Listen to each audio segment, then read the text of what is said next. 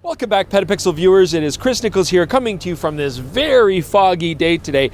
Perfect for lens tests. And what are we looking at today? What do we got here? It's a Canon 24-105 f2.8. What the?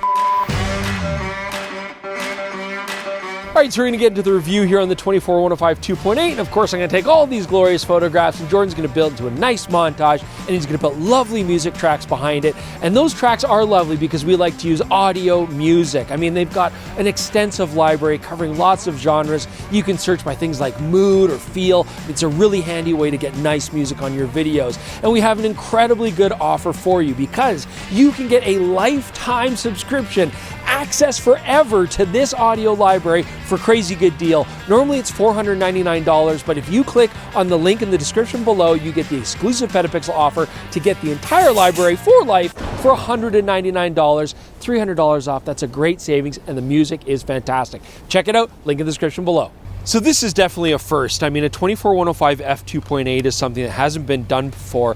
I do personally love the 24-105 focal range. I think that's a really handy zoom to have. I've always loved the f4 versions, but a 24-105 f2.8, how do we do that? How is that possible? Well, you make it an expensive lens and you make it a heavy lens. And indeed, when I first picked up this lens, it was a heavy lens and quite physically large for 24-105. This is 1.3 kilograms, just under a plena and a half. It honestly feels a lot and looks a lot like a 70-200 f2.8 lens. In fact, actually bigger because Canon 70-200 2.8s are quite compact. In fact, it's roughly 50% larger, longer, and heavier than the 24-105 f4L series, so it is substantially bigger. Oddly enough, if we start at the front going down, the hood looks very much like a 24-105 f4 hood, which makes sense. It just looks out of place on such a long lens, but there you go.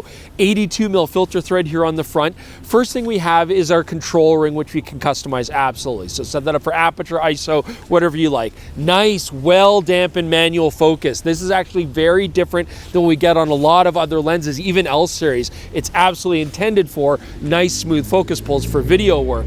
Customizable buttons, of course, as you'll normally find. Nice quick zoom, and it does have teeth here, the geared slotting. We'll talk about that and why we have that in just a bit. So I've got a simple iris lock here that just kicks it out of auto and lets us adjust the aperture here. However, there's something important to understand. First off, there's no clickable aperture. This is smooth turning, and that's because it's intended for video work. It only works in video mode. If you want to have aperture control in the lens for photography, you're back to using a control ring up here at the front. I could also see this being a little bit confusing if I was doing video work using the aperture ring and then I went back to photography and I look at my ring, it's like, oh, it's f8, and I spend a few seconds twiddling it around. I'm like, oh yeah, that does nothing. I mean, yeah, it could be a little confusing. It's an odd choice.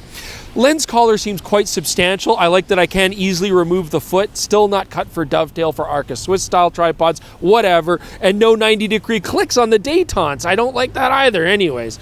Otherwise, we've got a pretty standard affair here. Autofocus, manual focus switch, focus limiter, stabilizer on, off, and we have our 3 stabilizer modes. This is a quite effective stabilizer, about 5.5 stops, and then if you couple that with IBIS in a body, like I have here on the R5, we should get about 8 stops of IBIS. I mean, that's very good.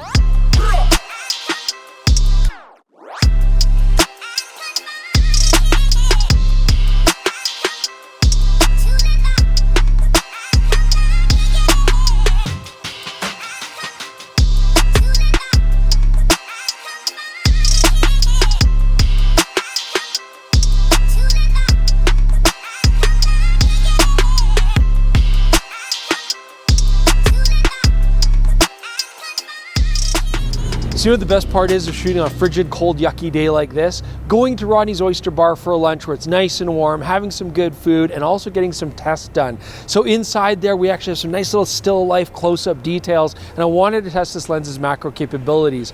I wouldn't call this a macro lens, but it does do its best macro capability at 105 millimeters and gives you just over 1 to 3 life-size reproduction. So that's certainly good enough for isolating features on a person's face in a portrait, or, you know, for wedding photography, documentary photography, getting those little details on the table, you know, the name cards, stuff like that. This lens would do just a great job there. All right, let's talk about autofocus. Now, as you'd expect on an L series lens, we've got a good strong motor here, very fast as you can see, from near to far and back. Again, it's quite snappy. This is excellent if you'll be shooting this lens for weddings and journalism and event photography.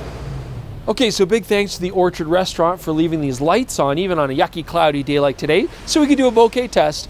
Lovely pictures here of Jordan. Shooting wide open at f2.8, you'll notice there is some cat's eye there in the corners. Largely goes away, though, when you stop down. I'd also say that the specular highlights have no soap bubble effect. They're quite smooth, and we're getting nice focus transitions from in focus to out of focus, which is great. You're going to like that nice, smooth transition.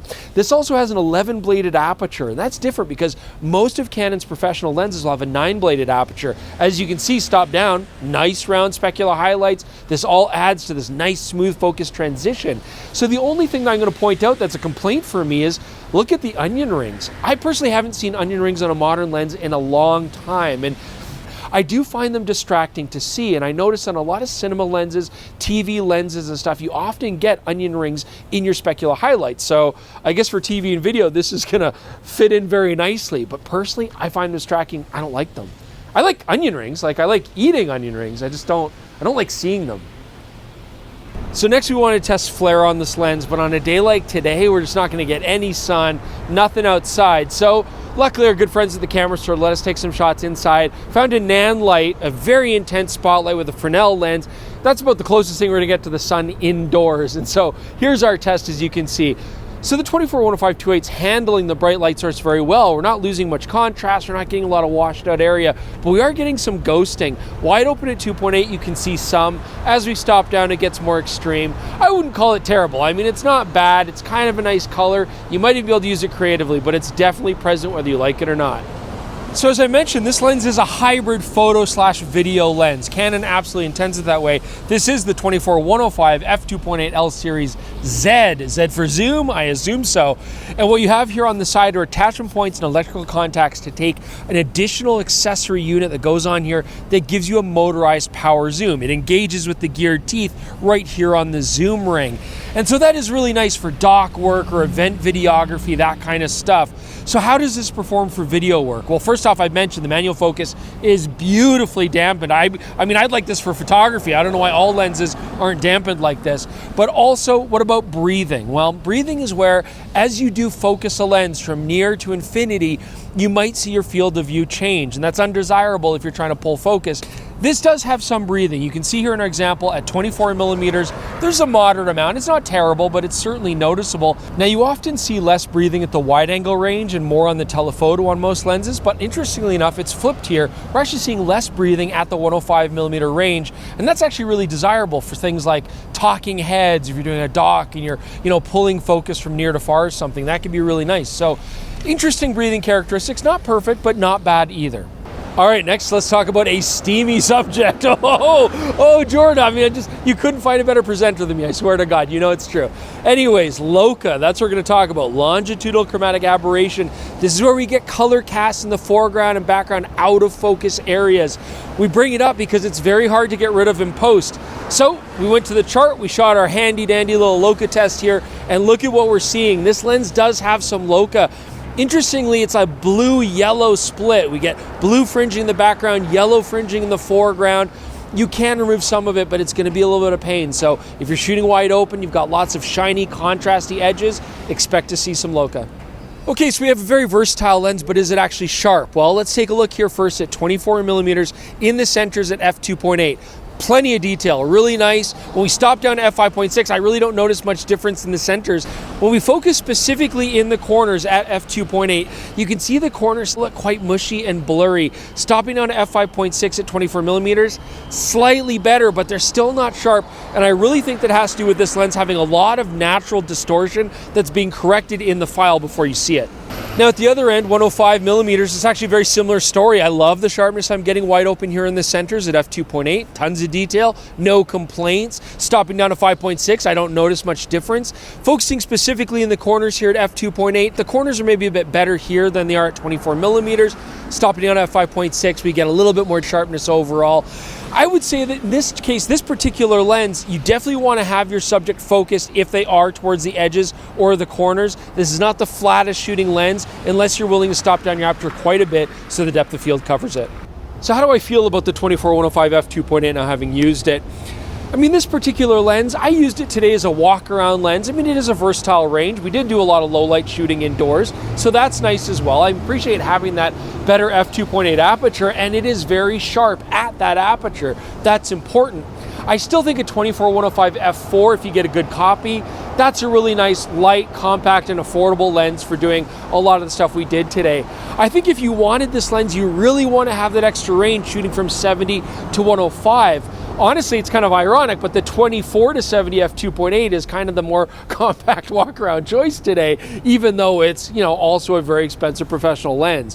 Where I think this would really shine is if you were a wedding, event, or journalism photographer, where you need that extra versatility, you need the low light performance, and of course, if you also want to explore the video capabilities that are unique to this particular lens. Otherwise, though, was it heavy? Not too bad. I actually didn't mind it. I got used to it. Happily, I would rock a 28 to 70 f2 all day long. I love that lens, and it's very heavy, but again, does something unique. So now you've got basically 3 rather expensive but professional choices for a general purpose lens. 24 to 70 2.8 to keep things light and compact and versatile. 24-105 f2.8 if you want that extra reach and video capability, or the 28 to 70 f2 if you're crazy like I am.